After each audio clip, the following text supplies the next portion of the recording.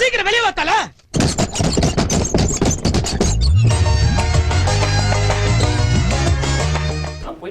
அப்பப்போ பிட் வச்சுப்பேன்.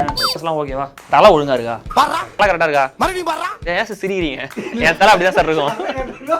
என்ன ஒரே பனி மூட்டமா இருக்கு. நல்லா இல்ல. அப்படியா? அதை விட இது நல்லா இல்ல. என்னதான் கலைப்படைப்புகள். ஐயோ இப்பதான் கிடைச்சிச்சு, அதுக்குள்ள கேட்டு போடுது. கத்தி செல்ஃபி ரிவ்யூக்கு வந்த கோடிக்கணக்கான வியூஸுக்கு அடுத்து தூய தமிழ். ஏன் சார் சிரிக்கிறீங்க? பொறி பறகுதே தெரியுது. இதே தான் எல்லாரும் கமெண்ட்ல போட்டுருக்காங்க. டேய் என்னடா பொறி பறகுது, எங்க தெரியுது, என்ன பண்ண நினைச்சுன்னு. நீ பாட்டுக்கு ஏதாவது சொல்லிட்டு போயினா அணைக்கிறது யாரு? அவன்ல சார் இந்த ரொம்ப இந்த என்ன சொல்றது, இந்த மாஸ் மென்டாலிட்டி ஒண்ணு இருக்குல்ல, மைக்க பார்த்தோன்னே கத்துறது, தியேட்டருக்குள்ள வந்து கத்துறது, அந்த பசங்களுக்கு தான் பண்ண முடியும் போல. போடா நீ பஞ்சாயத்துல வந்து கிழிச்சற போ. தூடியா போடா. குடியா. ஏமா சிரிக்கிறீங்க? சும்மா இருப்பா. பில்டிங் ஸ்ட்ராங், பேஸ் மட்டும் கொஞ்சம் வீக். ரொம்ப மோசமா இருக்கு.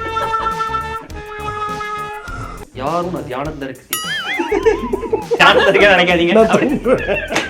நான் தூங்குறேன் அப்படி வச்சுக்கலாமா? இதுக்கு முன்னாடி சங்கர் படத்துல பார்த்த சண்டை காட்சிகள், ரொம்ப நீளமா விலாவரியா சில காட்சிகள், பவர் ஸ்டார் கூட இயக்குனர் ஏஆர் முருகதாஸ் தான் சொல்ல வந்த விஷயத்த ரொம்ப கிளியரா கன்வே பண்ணியிருக்காரு. சாரி, அது இப்படி போயிருச்சு. சம்பவங்களோட தொகுப்பு தான் எண்ணெய் எறிந்தால் அப்படின்னு சொல்லலாம். என்னதான் வந்து சொல்லிடுறேன், எனக்கு இந்த மாதிரி காதை சொரியறது, மூக்கு சொரியறது. சொரிங்க ஆபீசர், சாரிங்க ஆபீசர். கிட்டி, சந்தானம் இவங்கெல்லாம் நடிச்சிருக்காங்க.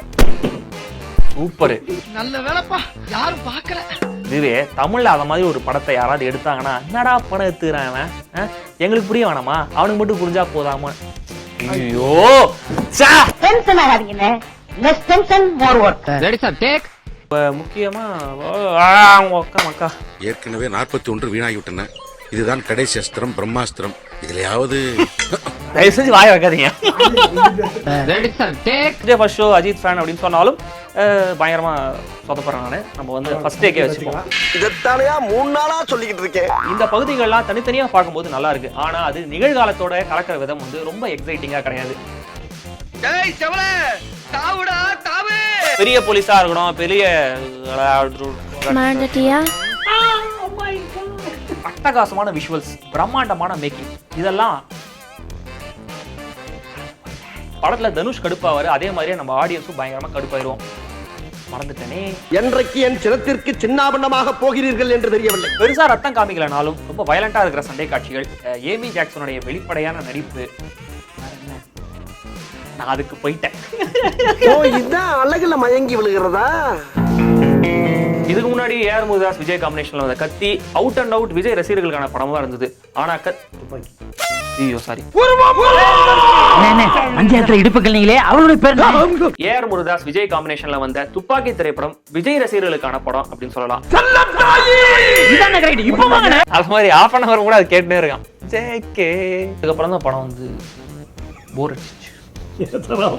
நம்ம யார் வம்புக்கும் போறது இல்ல, யார் தும்புக்கும் போறது இல்ல. நம்ம உண்டு, நம்ம சோழி உண்டுன்னு போயிடுறது. இந்த பிளாஷ்பேக் எப்ப முடிஞ்சு ரசிகர்களை தூக்கி போட்டு மிதிக்கணும். சொல்லு, நீ தான் தைரியமான ஆளத்தை சொல்லு. இங்க இருக்கிற ப்ரொடியூசர்ஸ் எல்லாம் அவ்வளவு சூப்பரான ப்ரொடியூசர்ஸ், அதான் இவ்வளவு சிரிப்பு. Boss, I want to emotion please. Yeah, my god. நடிகண்டா. சப்ஸ்கிரைப் பண்ணுங்க, ஷேர் பண்ணுங்கன்னு கேட்டா யாருமே கேக்குறது இல்ல. நானும் கரடியா கத்துறேன். ஒழுங்கா சப்ஸ்கிரைப் பண்ணுங்க, ஷேர் பண்ணுங்க. ஓகே, நம்ம அடுத்த ரிவ்யூல போவோம். ஹர ஹர மகாதேவகி. நான் செவனே தானா போய்க்கிருந்தேன். கௌரவம்னு என் கௌரவத்தையே ஆரம்பிச்சிட்டீங்களா?